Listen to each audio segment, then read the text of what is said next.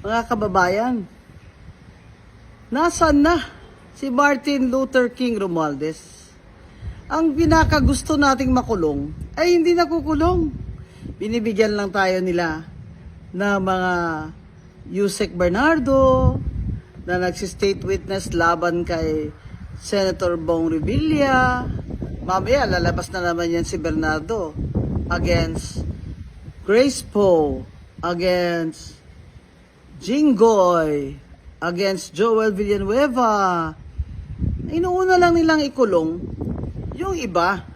Ang gusto nating makulong si Martin Luther King Romualdez na siyang pasimuno at mastermind nitong lahat ng kurakutan sa budget na siya ang speaker at pinirmahan naman ni Baby M.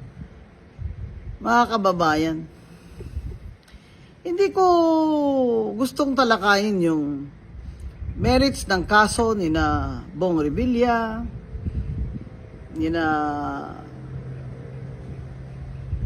Jinggoy, Grace Poe.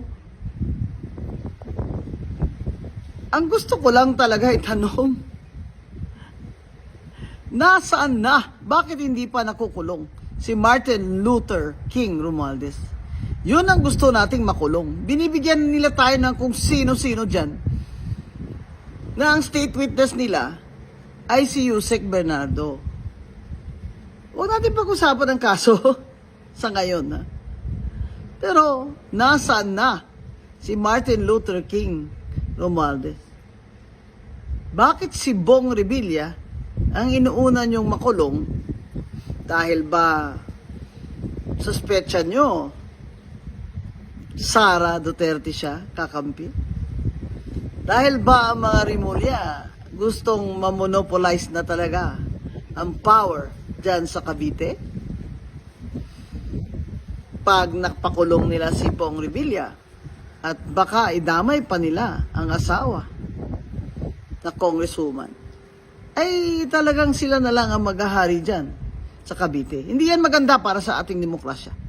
Mas maganda hati-hati sila dyan mga local na mga powerful politicians para may check and balance sila. Yun lang ayaw natin doon nung nag-coalition sila ng Rimulya at Revilla para kay BBM. Kaya ang tanong ng mga Kabitenyo dapat ay,